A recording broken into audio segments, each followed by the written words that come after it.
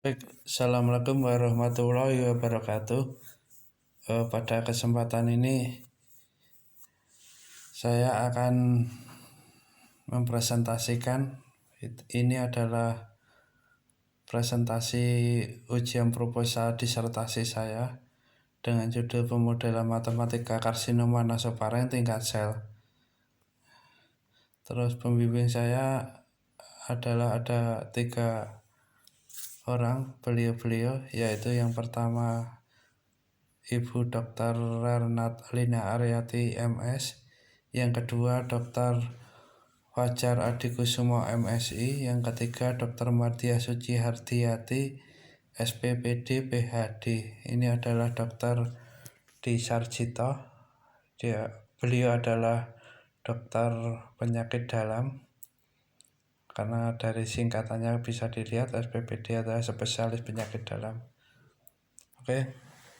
Untuk yang latar belakang, yang pertama, insidensi atau kejadian di nasofaringeal karsinoma atau disingkat NPC ini terbanyak pada kanker kepala dan leher. Yang kedua, angka mortalitas penderita NPC cukup tinggi atau angka kematian ini cukup tinggi. Yang ketiga, NPC ini sering terlambat terdeteksi karena letaknya yang tersembunyi. Letaknya adalah di belakang hidung yang agak tersembunyi, dan gejala pada stadium awal sangat tidak khas. Kadang-kadang hanya pilek aja, kelihatan pilek, tapi kok sepekan nggak sembuh. Itu kadang-kadang perlu, untuk itu kejadian awal. Berikut adalah data tabel jumlah penderita NPC berdasarkan jenis kelamin dan usia di RSUP Sarjito. Dapat dilihat bahwa pria lebih banyak ketimbang wanita. Jadi karena mungkin juga pria kebanyakan perokok, itu juga menyebabkan karsinogenesis atau menyebabkan karsinogen pada sel-sel normal itu yang bersifat mutasi-mutasi. Untuk hampir 3:1. Kalau 33 kan sama 11 kan 3:1, karena ini 31, jadi saya katakan hampir 3:1. Oke, untuk rumusan masalah yang dibahas dalam usulan penelitian ini adalah menyusun model matematika perkembangan NPC pada tingkat seluler. Yang kedua, menginterpretasikan model matematika perkembangan NPC pada tingkat seluler dari sisi medis. Yang ketiga, menyusun model matematika perkembangan NPC pada tingkat seluler dengan imunoterapi dan menginterpretasikan secara medis. Batasan masalah adalah yang pertama, memodelkan dari sel normal menjadi sel kanker pada tingkat seluler.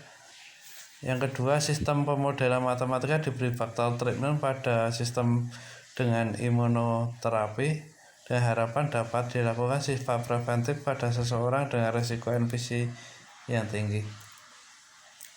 Tujuannya, yang pertama adalah memodelkan proses tumorogenesis nasofaring karsinoma pada tingkat sel, mulai dari sel normal hingga menjadi sel invasif karsinoma. Mengetahui kondisi pada sel terjadinya field cancer cessation, P16 inactivation, or cyclin D1 overexpression, EBV latent infection, dan clonal evasion. Yang ketiga, mengetahui pengaruh pemberian imunoterapi pada perkembangan NPC. Manfaat: mampu menjadi pembanding bagi penelitian NPC yang telah dilakukan para peneliti di bidang medis. Yang kedua, untuk melihat faktor-faktor apa yang perlu dikendalikan agar perkembangan sel karsinoma dapat dikatakan. Tinjauan pustaka saya bagi 2, yaitu literatur medis dan literatur matematis. Landasan teori ada 9, bisa dilihat di situ. Yang pertama, NPC, gejala-gejala dan faktor penyebab NPC. Yang ketiga, Epstein-Barr virus. Yang keempat, mekanisme karsinogenesis NPC. Yang kelima, imunoterapi. Yang keenam, sistem dinamik. Yang ketujuh, titik equilibrium. Yang ke-8 kestabilan titik equilibrium. Yang ke-9 linearisasi. Metodologi penelitian supaya memudahkan saya bertahap, tahun pertama atau semester 1, semester 2 sampai semester 8, rata-rata 8 memang kalau lancar. Hasil sementara ini ada 2, yaitu AIP Proceeding dengan judul Mathematical Modeling of Nasopharyngeal Carcinoma on Cell Level. Yang kedua di FJMS, penerbitnya Puspa Publishing, yang berjudul A Cellular Mathematical Model of Nasopharyngeal Carcinoma with Addition Compartment of Virus. Ini adalah proses terjadinya dari sel normal menjadi sel invasif karsinoma yang saya rujuk dari work by Lu. Ini adalah kompartemen-kompartemen yang dari sel normal menjadi sel invasif karsinoma, dan ada virusnya yang masuk menjadi, kalau sudah dimasuki virus menjadi sel terinfeksi. Asumsinya ada 5, nanti bisa dilihat di situ, nanti di stop aja kalau ini video. Saya nggak usah bacakan. Terus ini adalah persamaan diferensialnya. Ini persamaan diferensial biasa dengan variabel bebasnya T, variabel tidak bebasnya N, L, DL, I, DH, C, V. Titik equilibriumnya bisa dipelajari nanti, kalau tidak bisa tanya. Ini agak hilang karena menggunakan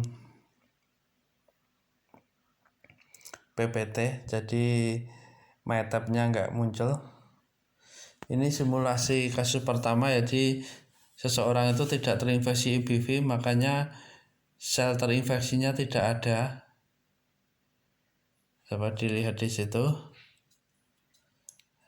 Dia akan aman ketika sel terinfeksi itu tidak ada, virusnya tidak ada, maka sel terinfeksi itu jadi tidak ada, makanya tidak terjadi invasif karsinoma.